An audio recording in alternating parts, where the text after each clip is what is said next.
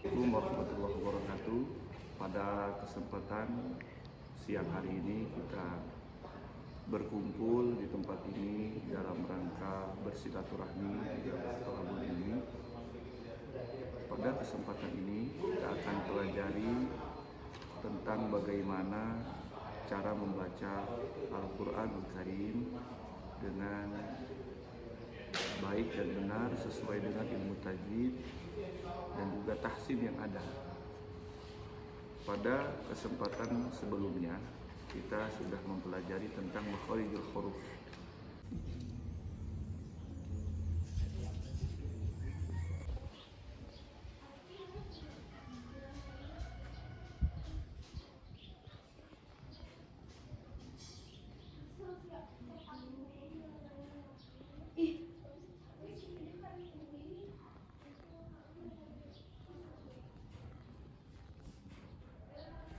Ini kaligrafi berisi tentang ayat Quran di surat Al-Anfal ayat yang ke-62 sampai 64 sebagai hiasan sekaligus penguat bagi kita orang Islam untuk bagaimana kemudian meyakinkan diri kita bahwa pertolongan Allah itu ada bagi kehidupan kita.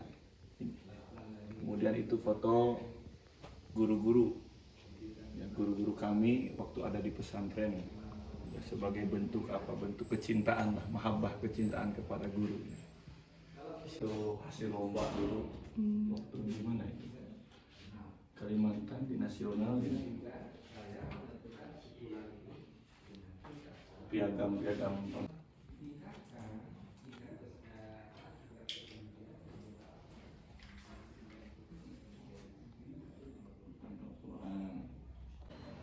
di sebagian pesantren itu seringkali menggunakan 9 bintang, yang mana maksud daripada 9 bintang seperti di pesantren saya ini, bintang yang paling besar ini menyimbolkan Nabi Muhammad SAW yang paling atas.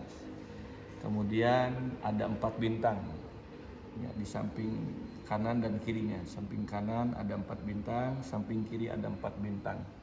Maksudnya apa yang 4 ini? 4 ini melambangkan 4 Khulafaur Rasyidin. 1 Sayyidina Abu Bakar, Sayyidina Umar, Utsman, Sayyidina Ali. Kemudian 4 bintang yang samping kiri ini itu menyimbolkan 4 imam mazhab. 1 mazhab Hanafi, kemudian mazhab Maliki, mazhab Syafi'i, dan yang terakhir mazhab Hambali. Jadi biasanya menggunakan 9 bintang. Kalau yang di tengah itu apa, Ustaz? Nah, ini adalah masjid. Ya, sebagai kubah masjid sebetulnya. Sebagai simbol daripada ajaran Islam itu sendiri. Kemudian ada pena, kemudian ada Al-Qur'an. Kemudian di sini ada susunan bata. Nah, karena kenapa kok bata ya? Karena pesantren itu kan identiknya dengan bangunan yang sederhana, tidak kemudian yang mewah gitu. Nah, ini simbolnya seperti ini yang digunakan. Semua agama saya rasa pasti mengajarkan yang namanya kebaikan. Mengajarkan kebaikan, kemudian menawarkan keselamatan, kebahagiaan, yang pasti tujuannya adalah baik. Ketika ada yang kemudian orangnya beragama tetapi kemudian dia melakukan yang namanya kerusakan, itu sama sekali tidak merepresentasikan ajaran agamanya, agama apapun ya, ajaran agamanya. Misalnya ada orang Islam berbuat buruk, itu sama sekali tidak mencerminkan ajaran agama Islam itu sendiri. Ketika ada orang Kristen, Hindu, Buddha yang berperilaku buruk, itu sama sekali tidak mencerminkan agamanya sendiri. Nah, oleh sebab itu maka adanya agama-agama yang ada, terlebih kita itu berada di dalam satu negara yang sangat sangat beragam, menuntut kita untuk memiliki semangat tadi, saling menghormati, saling menghargai. antar sesama kita. Dalam kaitan ini, jangankan di luar ajaran agama Islam, di dalam ajaran agama Islam itu sendiri pun terjadi banyak perbedaan. Perbedaan itu merupakan sesuatu yang wajar. Ya, wajar terjadi dan wajar ada. Dan mungkin saja harus ada perbedaan itu. Tetapi yang tidak wajar adalah ketika kemudian dengan perbedaan itu melahirkan satu perselisihan, pertengkaran, tidak saling menghormati dan menghargai. Ya, apapun alirannya, baik itu NU, Muhammadiyah, Persis, Wasliyah, dan lain sebagainya, itu pasti mengajarkan kebaikan. Ya, oleh sebab itu maka silakan kita itu mau memilih yang mana sesuai dengan keyakinan terhadap caranya. Ya, terhadap caranya. Jangan kemudian memilih aliran yang rusak dari sisi prinsip. Misalnya ada sebagian aliran yang saya harus sebutkan ini ya, saya harus sebutkan. Misalnya seperti Ahmadiyah. Ya. Memang Tuhannya meyakini bahwa Tuhannya adalah Allah. Tetapi kemudian meyakini bahwa nabinya itu bukan Nabi Muhammad, tetapi nabi yang bernama Mirza Ghulam Ahmad. Jadi mereka meyakini bahwa ada nabi lagi setelah Nabi Muhammad. Berarti itu sudah dari sisi prinsip sudah rusak gitu ya. Jangan mengikuti aliran itu karena Islam tidak mengajarkan itu. Islam meyakini secara prinsip bahwa Nabi Muhammad itu adalah nabi yang terakhir. Komo lamun orang misalnya pipiluan ke nabi nungarana Asep, misalnya orang Majalengka. Ya, ada orang yang mengaku sebagai nabi orang Majalengka namanya Asep. Kan lucu ngaran nabi kok Asep. Ya. Di Bogor misalnya ada nabi yang bernama Musodek. Kemudian di Jawa Timur ada nabi yang bernama Yusman Roy. Nah, itu yang sudah keluar dari prinsip. Begitu ya, Teh. Halo semuanya, jadi di sini saya sedang berada di Masjid Cahyati. Jadi di sini saya akan mewawancarai narasumber dari Ustadz Islam Persis.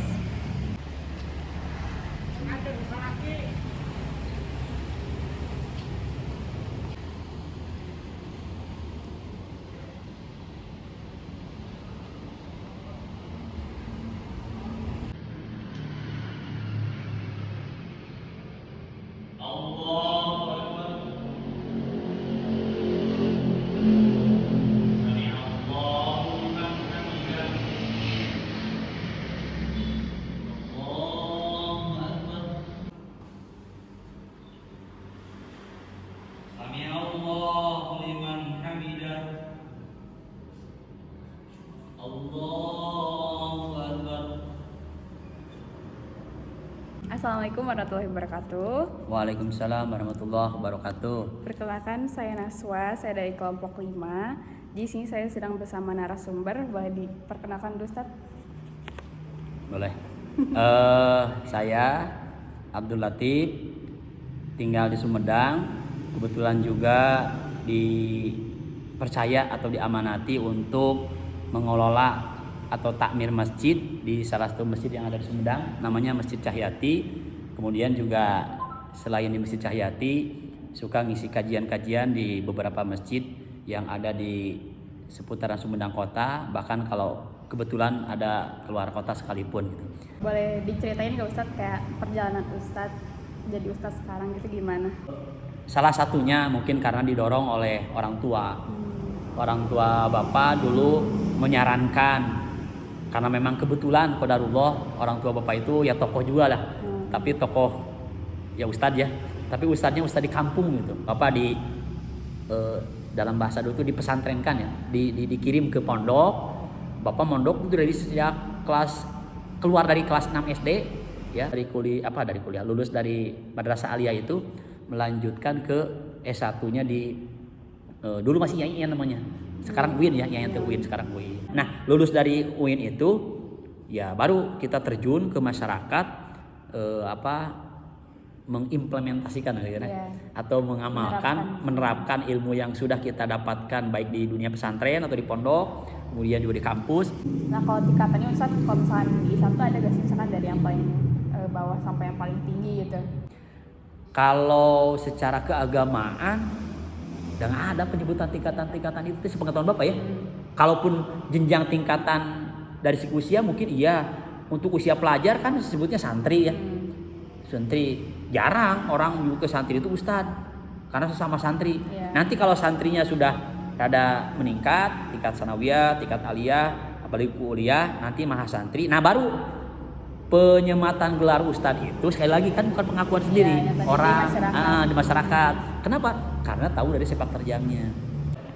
Selanjutnya ada kalau di Islam tuh ajaran keselamatannya apa aja Ustaz? Islam itu aslama yuslimu islaman. Arti secara harfiah atau bahasa ya, secara etimologi itu kan Islam itu artinya selamat atau damai kan. Islam itu damai. Jadi orang yang mengaku dirinya Islam memang sejatinya seharusnya menebarkan kebaikan, kedamaian, keselamatan, kasih sayang. Memang itu yang diajarkan Islam. Di Islam tuh kan ada runtutan doa sama ritualnya. Terus klasifikasinya misalkan yang termasuk sunnah sama wajib itu apa aja? Ibadah yang ritual namanya mahdoh sudah ditentukan itu mah oleh Allah dan Rasulnya, syarat dan rukunnya nggak bisa nawar. Namanya ibadah mahdoh. Ada satu lagi ibadah goir mahdoh. Berarti ibadah yang Islam hanya mengatur garis besarnya aja gitu kan. Tidak dagang. Silakan kan dagang itu tidak ditentukan harus dagang ini.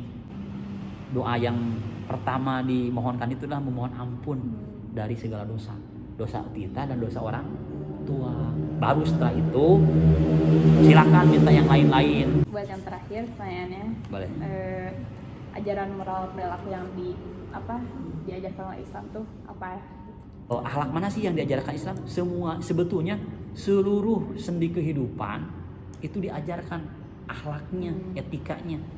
Orang muslim sejati itu adalah orang yang bisa menjaga orang lain dari gangguan lisannya dan tangannya. Jadi yang perintah, ayo lakukan semampunya kan. Yang dilarang, tinggalkan.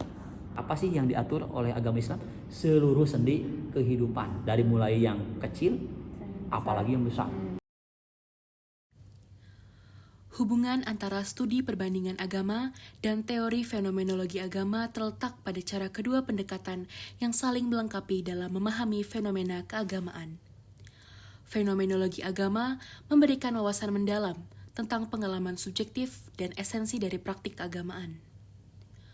Studi perbandingan ini menunjukkan bahwa kebudayaan yang tercipta antara aliran NU dan Persis yang berbeda dapat menciptakan pemahaman dan pengalaman yang berbeda juga. Perbedaan keduanya juga dapat dijadikan kesempatan untuk menghargai dan memahami cara pandang orang lain. Diharapkan tidak memicu perpecahan dan mendorong toleransi, juga menciptakan masyarakat yang bermanfaat bagi perkembangan karakter dan keterlibatan sosial yang lebih baik.